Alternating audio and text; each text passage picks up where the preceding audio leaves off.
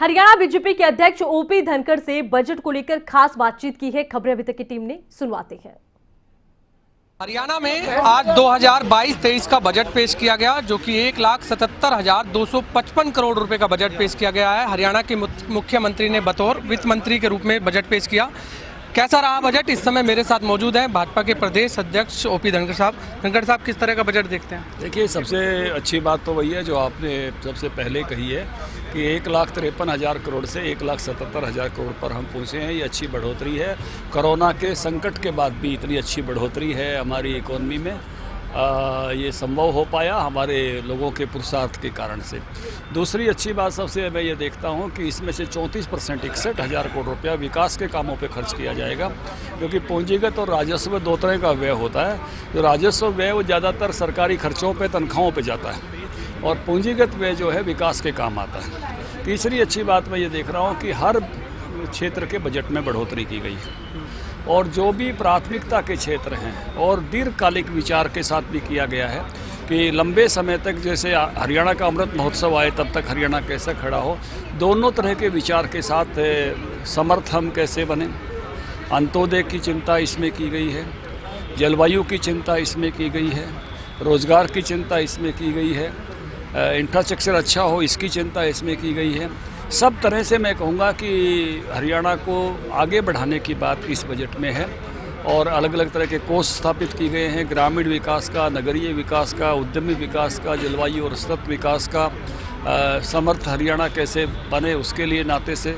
तो ये एक दिशा जिसकी है वो बहुत अच्छी दिशा है इस बजट की। आप हरियाणा के कृषि मंत्री भी रहे हैं, तो किस तरह से आप पूछोगे तो जो कोऑपरेटिव से लोन लेने वालों का जो ब्याज माफ़ किया है और पैनल इंटरेस्ट माफ़ किया है, वो बहुत अच्छी बात है।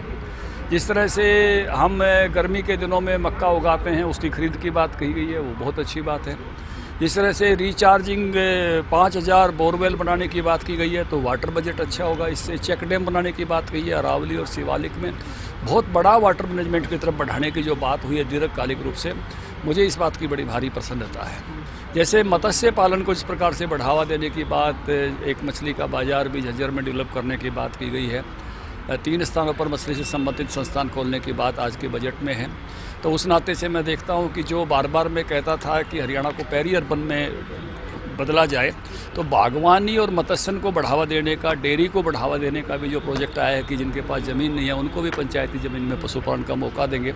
तो इन तीनों क्षेत्रों की बढ़ोतरी जो है पेरी अर्बन की तरफ से बढ़ोतरी है, और ये एक बहुत ही अच्छी पहल होगी जो किसानों की आमदनी बढ़ाएगी। जहाँ तक मैं हेल्थ में देखता हूँ तो उस पर फोकस हुआ है, कोरोना के कारण से सारे देश का फोकस हुआ है, और आज अपने इस बजट में भी 100 बेड के अस्पताल हर उपमंडल लेवल पर, हर ज़िले में मेडिकल कॉलेज, नर्सिंग कॉलेज, 1,80,000 रुपये के व्यक्तियों का फ्री इलाज जिनकी आमदनी इतनी है, तो ये बड़ी अच्छी पहल है। खेलों में मैं देख रहा हूँ कि 1100 नर्सरी खोलने की बात आई है। पंचकुला का जो स्टेडियम है उसको नेशनल लेवल के इंस्टीट्यूट के रूप में डेवलप करने की बात, उतनी सुविधाओं के साथ खिलाड़ियों को इंजरीज होती हैं तो उसके इलाज की बात भी है। तो जहाँ इंफ्रास्ट्रक्चर के लिए बहुत पहल इसमें की गई है, रोड इंफ्रास्ट्रक्चर की जिसमें से बात हुई है, या मैं कहूँगा कि आजकल ये भी इंफ्रास्ट्रक्चर का बहुत बड़ा हिस्सा है। इंटरनेट जो है, ब्रॉडबैंड की जो बात हुई है, इसमें कैसे तेज़ी से इंटरनेट जो है लोगों के पास पहुँचे और हर गांव तक इस प्रकार से इंटरनेट पहुँच जाए। पंचायती राज संस्थाओं को और नगरीय स्थानीय स्वशासन को उनके कोष बनाकर और उनको अधिक अधिकार देकर, जैसे अभी जिला परिषदों के अधिकार बढ़ाने की बात इसमें से मुख्यमंत्री जी ने आज घोषणा की है।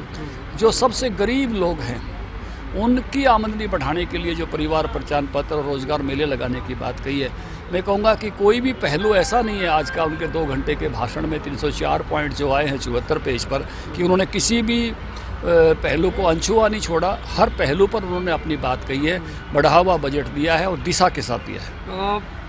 विपक्ष के नेता और हरियाणा के पूर्व मुख्यमंत्री भूपेंद्र सिंह हुड्डा ने कहा है कि जब जैसे ही बजट पेश किया मुख्यमंत्री ने, तो उन्होंने कहा कि ये केवल भाषणी बजट था, खोखला बजट है, कुछ भी नहीं दिया गया। देखिए, सुषमा स्वराज जी के नाम से एक जो पुरस्कार महिलाओं के लिए घोषित हुआ, दर्शन लाल जैन जी के नाम से पर्यावरण का पुरस्कार घोषित हुआ, ये भी बहुत अभिनंदनीय बात है।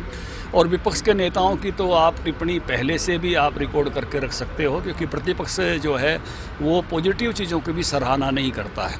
इतना अच्छा बजट है, अगर किसी भी आप दुनिया के किसी भी इलाके में भेजकर इस बजट की आप समीक्षा कराओगे और पिछला बजट भेजोगे तो सर्वत्र प्रशंसा होगी, क्योंकि खुले मन के साथ विपक्ष ने भी अच्छी बातों की प्रशंसा करनी चाहिए। हमेशा जो है कमी निकालने का जो स्वभाव, ये विपक्ष की भी क्रेडिबिलिटी कम करता है। देखिए, बहुत बहुत धन्यवाद। आपने सुना भाजपा के प्रदेश अध्यक्ष ओपी धनखड़ को, जिनका कहना है कि यह बजट सभी वर्गों को ध्यान में रखकर जो है बजट पेश किया गया है और विपक्ष का काम है केवल आलोचना करना, लेकिन अगर ज़मीनी तौर पर कहें तो ये बजट सबसे अच्छा है। कैमरामैन साहिल के साथ गुलशन ग्रोवर, गुरुग्राम।